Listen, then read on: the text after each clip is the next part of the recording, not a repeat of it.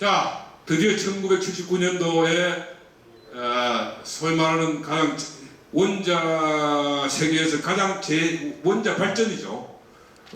원자 탄은 뭐 히로시마 나가사키일 거고, 원자 발전에 있어서 세계 3대 사고 중에 하나인 스리말 아일랜드가 융융 사건이 났습니다. 그건 운전한 지 한 1년도 안 되는데 사고가 났는데, 이건 사실은 생명에 대한 그런 어떤 희생은 없었습니다. 생명 희생은 없었는데, 그 당시에 미국으로서는 대단히 놀랐고, 또 그 당시에 혹시 여러 선배님들 기억나는 영화 없습니까? 차이나 신드롬이라는 영화.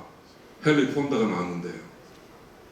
헨리 폰다가 나왔는데, 근데 그게 마침 그때 일에 나와가지고, 야, 이 참 이래 원자가 사고 나면 저래 되는구나, 이런, 저도 하여튼 되게 놀란 사건입니다. 근데 진짜 사고는 체르노빌이에요. 86년도.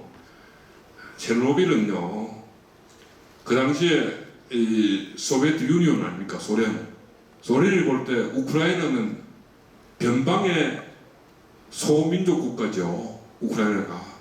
그러니까 시설 제대로 안 해준 겁니다. 다른 말로 하면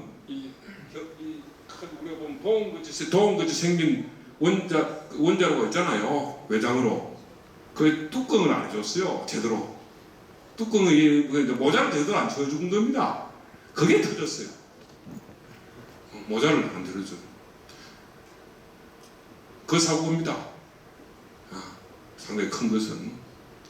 어쨌든 스리말 아일랜드 2호기가 하고 처음으로 사격하자, 와, 원자 발전이 상당히 사고가 나면 굉장히 위협하다.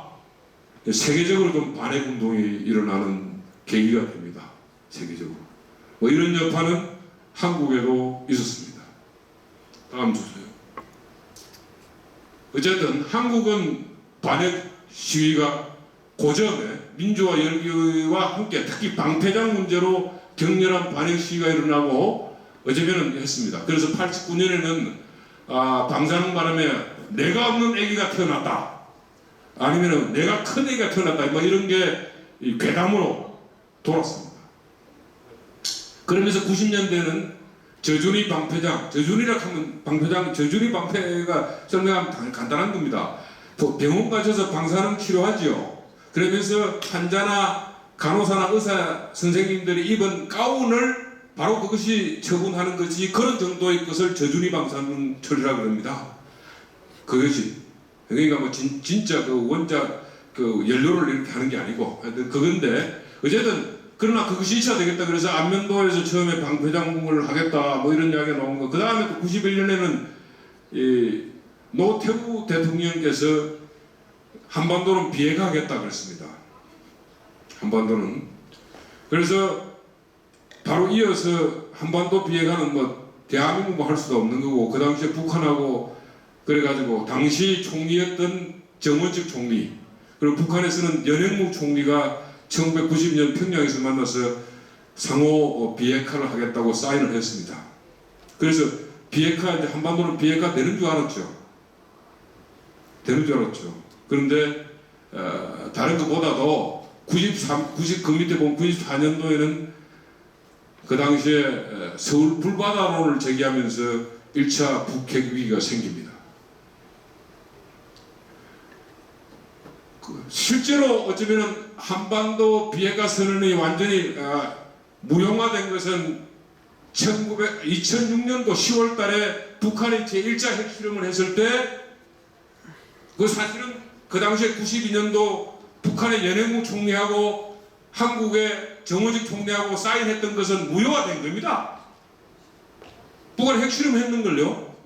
2006년 10월 달에 기억나십니까? 그 당시에 노무현 대통령 때인데, 저도 그 불려가서 청와대에서 어떻게 하면 좋을까 이럴 때 청와대 불려가서 앉아있었어요. 같이 노무현 대통령 옆에. 근데 정치학 교수를 한 대여섯 명 앉아가지고 어떻게 하느냐. 기억이 생생하죠. 2006년 10월 달에. 하여튼 그런데 내가 의미하는 것은 1991년에 노태우 대통령이 어쨌든 하고, 그 다음에는 연행 총리와 북한의 행정처에 한국의 정원식 총리가 사인을 했더라도 지금 현재 한반도 비핵화 선언은 이미 북한의 핵실험을 한 번만 한 것도 아니고 3차 지금 이제 김정은이까지 와서 3차로 했잖아요. 그 물 건너간 거예요.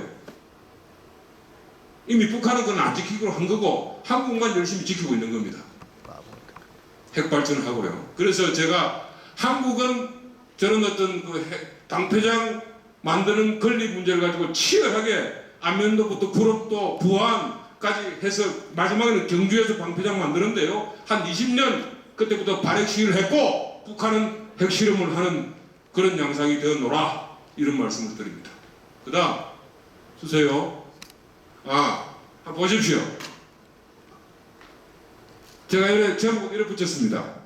어쨌든 핵발전소를 통해서 핵으로 통한 전력 공급이 우리나라 총 전력 공급의 약 30%입니다. 전부 다는 아니지만 상징적으로 제가 말해서 핵 전력으로 밝은 한국에 대비해서 핵무기 생산으로 오직 거기에만 전기 공급을 다 해서니까 어두운 생활 전기는 전혀 공급하지 못하는 북한하고 그리고 핵 전력으로 밝은 한국을 대비한 겁니다. 이게 현실이죠. 핵무기는 물론 북한에 있습니다. 그럼 우리는 핵발전소가 30%그 중요한 어떤 장대한 산업에서는 그렇게 가는 겁니다. 지금 이 준비 중에 30%는 핵에서 온 겁니다. 핵발전소에서. 그리고 우리나라 전력이 세계에서 가장 싼 나라입니다. 일본보다 배는 싸고요. 프랑스보다 좀 배는 싼 나라입니다. 그 전력 공급을 해서 그것이 상당한 경우에 한국의 신흥국이 되는 과정에 있는다고 저는 생각합니다. 그 다음